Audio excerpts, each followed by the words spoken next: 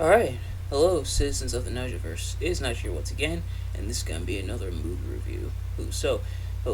Before we get into that, a couple things I have to address. Today I was supposed to review Payback, and then tomorrow was supposed to be All Out, and then supposed to go from there in terms of schedule. But unfortunately, I had to flip things around a little bit. And this is the part where I'm supposed to exaggerate, bend the truth a little bit as to why, but I wouldn't do that to you guys.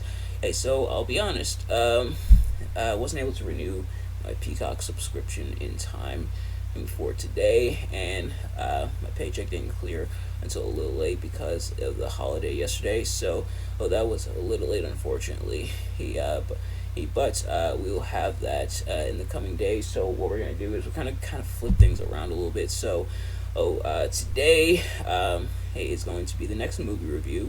Tomorrow is going to be Tales from the Labyrinth. So you're getting Tales from the Labyrinth a couple days early. Originally, I was going to do it on Friday, but now instead we're going to do it on tomorrow. Then Thursday will be that super special review for you guys because it will be my birthday. And then Friday will be Payback. Saturday will be System Shock Radio as per normal, and that's going to be a special / interesting episode. And then Sunday is going to be All Out. So,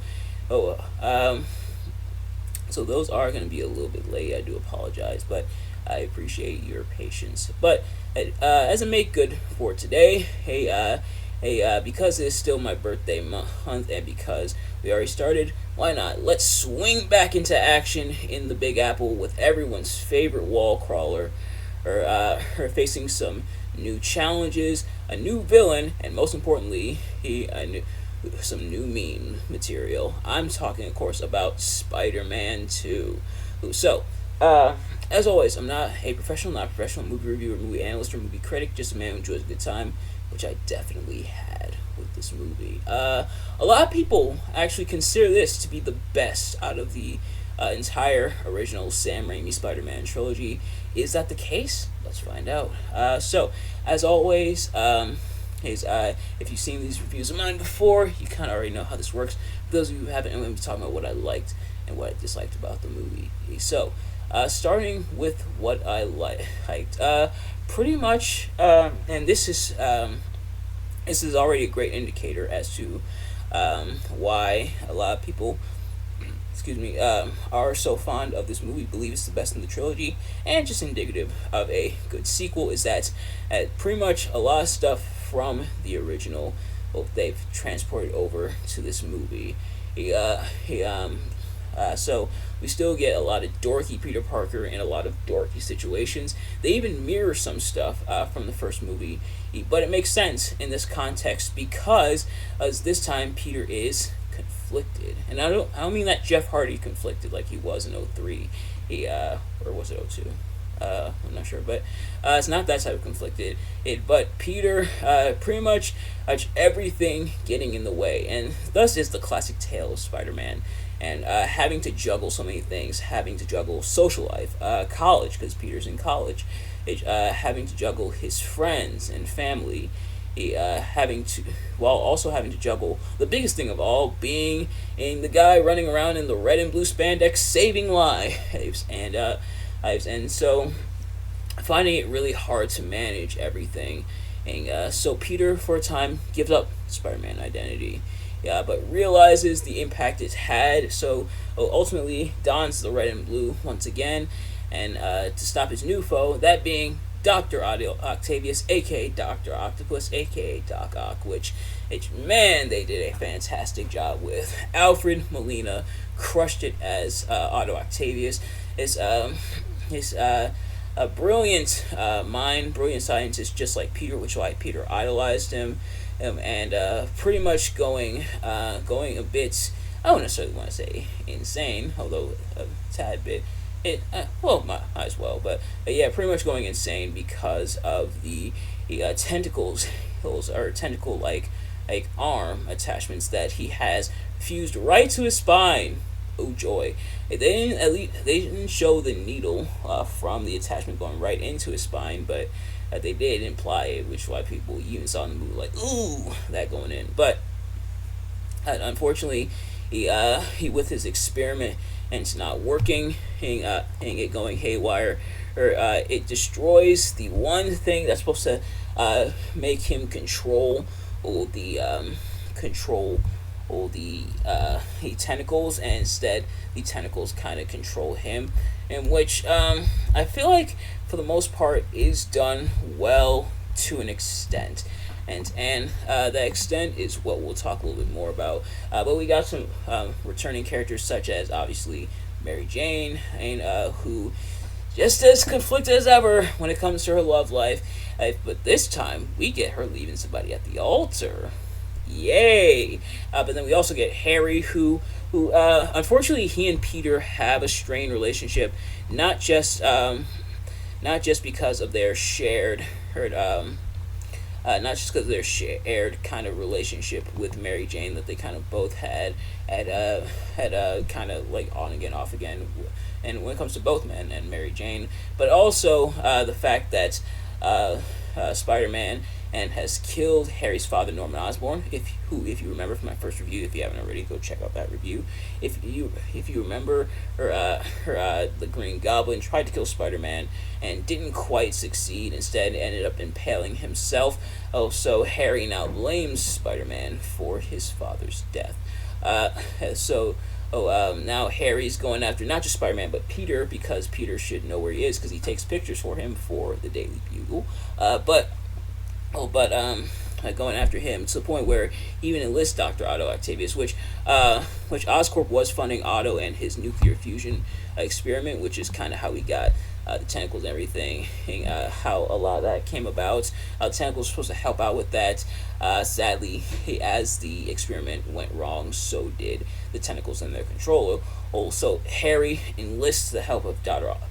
Otto Octavius to convince and Peter Parker to tell him where Spider-Man is. And this also coincides with as Peter is kind of giving up the identity of Spider-Man and trying to go back to essentially his normal life, the things he wants and needs to do, trying to hold a stable job. He has the pizza job in the beginning of the movie, but unfortunately messes up again. And he even said it's pizza time. Why didn't you pay him? But yeah, so there's that. Sadly, no Spider-Man 2 video game pizza theme music, which you may be wondering, Nigel, you watched the original Spider-Man trilogy, but did you have the games? My answer to that is kinda.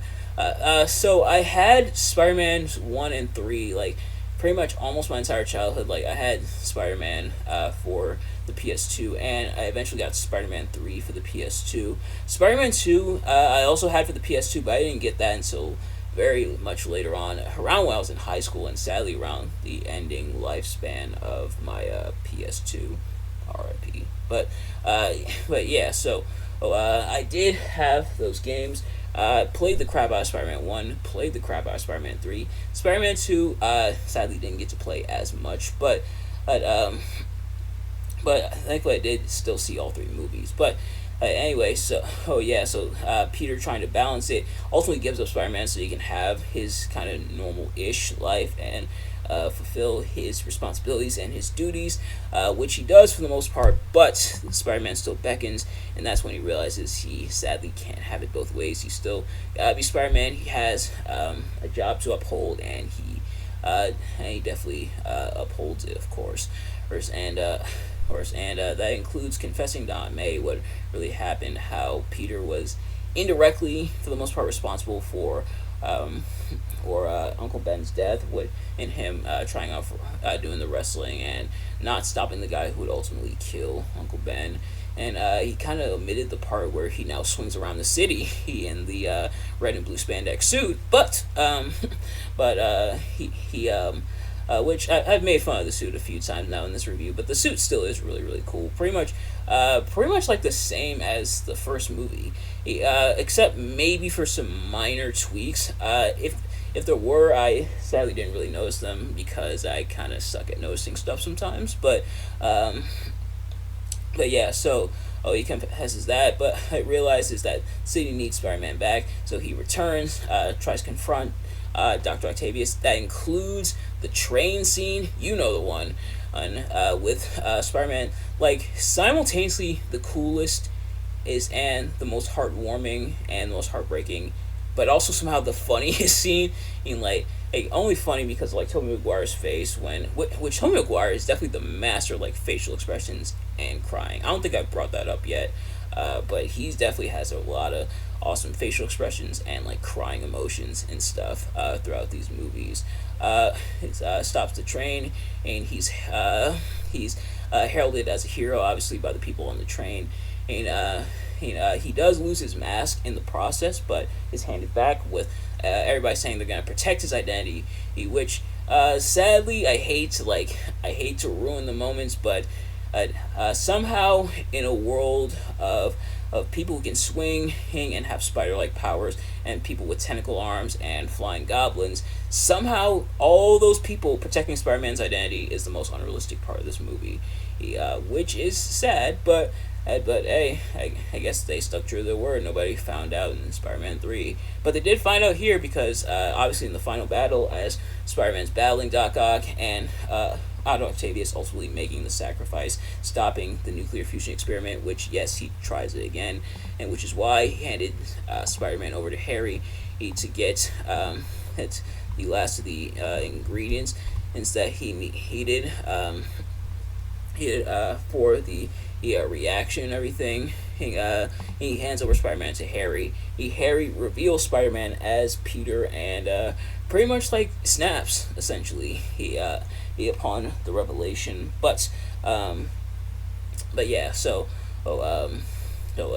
Eventually he snaps, but eventually Spider-Man slash Peter, because he also reveals his identity to Octavius, convinces Otto pretty much to come to his senses and to stop the machine. So Otto retakes control of his tentacles, drowns the machine in the river, destroying it, but also killing him in the process. So going out with that noble sacrifice, and then obviously Peter and MJ reunite, and we'll definitely talk about that. But yeah, so a lot of really awesome stuff, and I can see why a lot of people would consider this the best, as it has a lot of like the fun and stuff from the first movie. He had a lot of like the funny quips and stuff, but also a lot of heart and emotion, which the first movie of course had, but this one has a lot more of it. It characterizes Peter even more, and really humanizes Spider-Man. That Peter is, at the end of the day, Peter slash Spider-Man is just a normal guy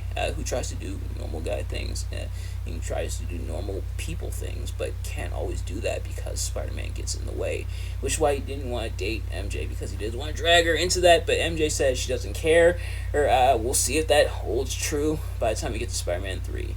Yeah, so really awesome stuff here, and of course the musical score, which I don't think I've talked about the musical score, but the musical score here, and throughout the entire trilogy, is phenomenal. Of course, it's Danny Elfman, just really good stuff. So a really solid movie. And being able to balance a lot of the emotion stuff with a lot of like the fun and action moments, and I think is the highlights of not just this movie but the entire trilogy, which is why I think I liked it so much as a kid, but also really liked it even more now that I'm an adult and everything. In terms of what I didn't really like as much about the movie, I mentioned some of the stuff that was carried over or from the first movie into the second movie. Which, yes, that's a blessing, but also sometimes a curse, unfortunately, because for starters, the movie still has some of that 2000s cheese. Now, thankfully, not as much of the 2000s cheese as the first movie, but some of it is still there, some of the residue. But also, Mary Jane, what are you doing? What are you doing? What are you doing, MJ? Why'd you string along on John Jameson and along for the ride when you still secretly had feelings for Peter? Why'd you try to kiss Peter when you were in the cafe? Why'd you leave John Jameson at the altar to go be with Peter, or essentially tell him, I should say, that you didn't really care about the superhero stuff and that you want to make it work anyway, even when that stuff can and will get in the way by the time we get to Spider-Man 3. Sorry for the spoiler, but why'd you do all that? Why'd you do it, MJ? Why? Why? Hey, yes, everything I just said in that little spiel I went in there, yes, that all happened. And John Jameson, which, if that last name sounds familiar, yes, he is the son of J. Jonah Jameson. Just came back from space. He got proposed to Mary Jane just for him to be left at the altar by her, which, yikes, that's cool. I know you're supposed to cheer for Spider-Man. You're supposed to cheer for MJ and Spider-Man because that's like the major romance throughout the movie. Like, yeah, yeah, she doesn't want to be with him. Yeah, she wants to be with Peter. Yeah, but then when you take a step back, it's like, wow. And it's not like he's a bad guy or anything. Like, he's actually pretty cool. Like, hey, he's even willing to invite Peter to the wedding and everything because they're such good friends. MJ and Peter do have like a falling out in the midst of the movie. Because like Peter not always being there for her, on the part of it being a part of him like being Spider-Man and also being kind of dork at times. But he didn't deserve that. He didn't deserve any of that. Man, you feel for him. You feel for him. It's not as bad as say Ken from the B movie, but you still do really feel for him. And not gonna lie, Peter does have some toxicity as well, trying to get with MJ, knowing that she's supposed to be marrying John Jameson, and unfortunately we see that from Peter as well, which yeah, that's not the best, but uh, MJ, why? Just why? But yeah, so there's that. But the other thing I also have to bring up, and I get it, it's a superhero movie, and the superhero has to fight the supervillain, and this will happen oftentimes with superheroes, so the superhero can make his heroic comeback. But man, Spider-Man gets the crap knocked out of him for like most of this movie, and like I kind of noticed it within in the first movie. It's here as well. It's in the first movie. It's here as well. It's gonna be in the third movie. Spider-Man getting the bejesus knocked out of him most of the time. I'm just getting absolutely mollywomped. Just getting walloped up by Cuphead terms. I'm just getting absolutely walloped up throughout most of the movie. And I get it, make the heroic comeback and everything, overcome the odds, but I think they do it a little bit too much in this movie. But nevertheless, that's going to do it for this movie review. Thank you all so much for watching. Hope you enjoyed. If you did, please do me a favor: like, comment, subscribe, share it with your friends, turn on post notifications so you know every time I upload a video, so you can see it as soon as it drops. Let me know in the comments what your thoughts on the review and my the movie and everything. Do you like my analysis of the movie? Did you like the movie? Let me know. Thank you all so much for watching. I will see you guys later. Peace.